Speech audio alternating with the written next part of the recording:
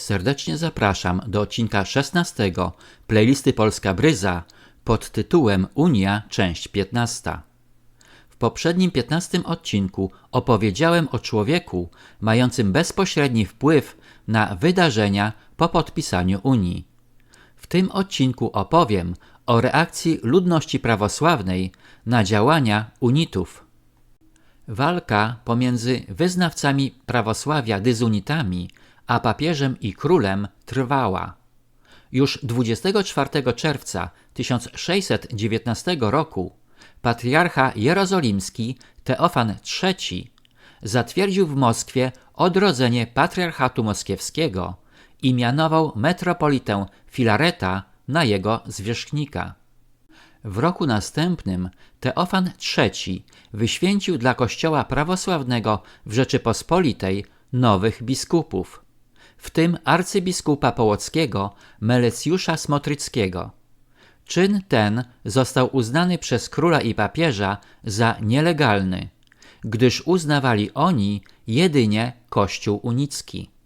Ludność prawosławna stawiła opór przeciwko aktywności Józefata Kunцевича. Już w 1621 roku wracający z Sejmu Kunцевич przekonał się, że przeciwko niemu zbuntowały się wszystkie miasta w archidiecezji. Protesty były tłumione przy pomocy polskiego wojska. W Witebsku Rada Miejska usunęła unitów z miasta i przekazała wszystkie cerkwie prawosławnym. Do podobnych wydarzeń doszło w Orszy i Mochylewie. Doszło nawet do zamachów na Józefata w Witebsku i Orszy, dokonanych przez dyzunitów. Kunцевич wykorzystywał poparcie władz świeckich w celu szerzenia Unii.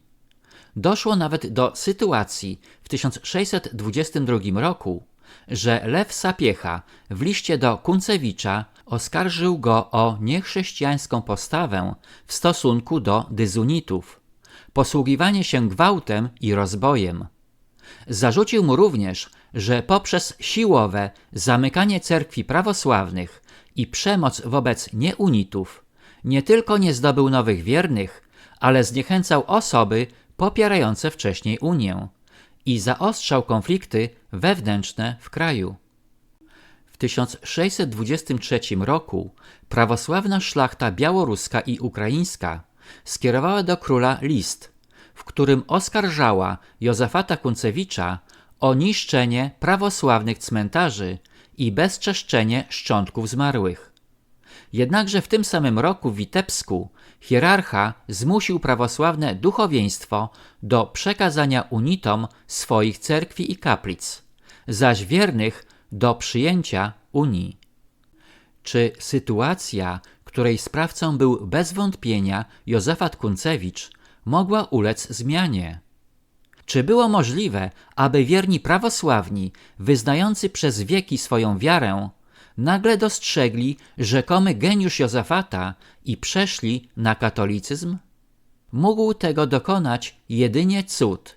I o dziwo, cud taki wkrótce się wydarzył.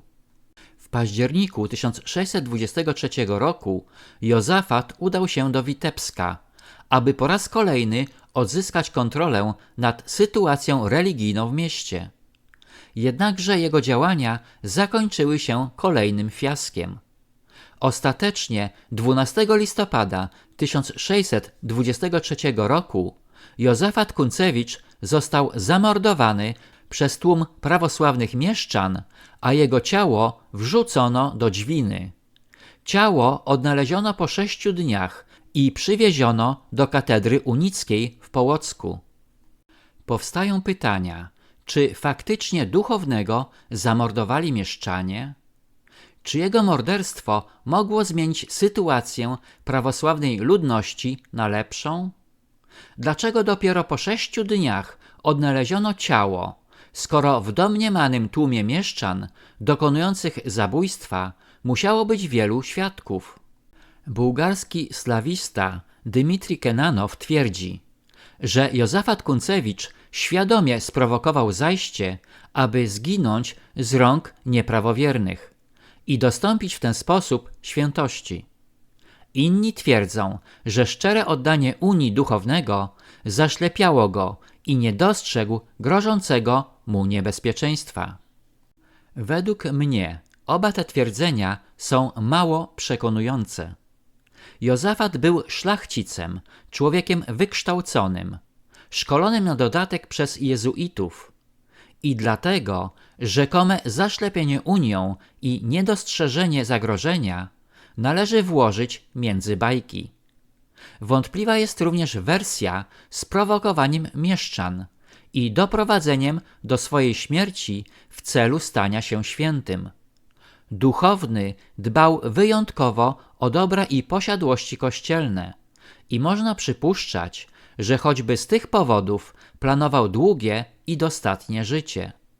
Poza tym, jeżeli Jozafat wybrał się do Witebska w celu nawracania dyzunitów, to z pewnością przybył tam z gwardią przyboczną.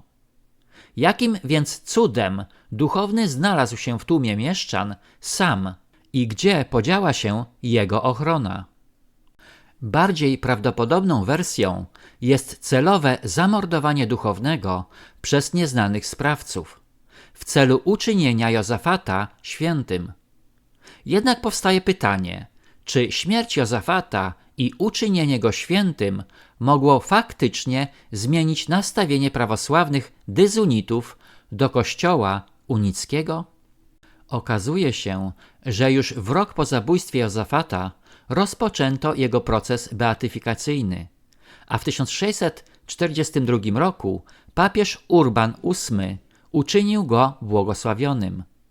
225 lat później Pius IX ogłosił go świętym w całym Kościele katolickim, pierwszym w historii świętym wywodzącym się z Kościoła unickiego. Jozafat Kuncewicz jest patronem Rusi. Dziękuję za wsparcie mojego kanału przez Buy Coffee Tu, link pod filmem. Na tym zakończę odcinek 16, w którym opowiedziałem o siłowych działaniach Jozafata Kuncewicza skierowanych przeciwko Kościołowi prawosławnemu, w wyniku których został zamordowany. Serdecznie zapraszam do odcinka 17 pod tytułem Unia, część 16.